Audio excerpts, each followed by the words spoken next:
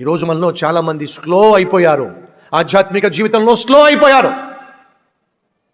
దేవుని పట్ల భయభక్తులలో స్లో అయిపోయారు, నీరసపడిపోయారు, సోమరులు అయిపోయారు.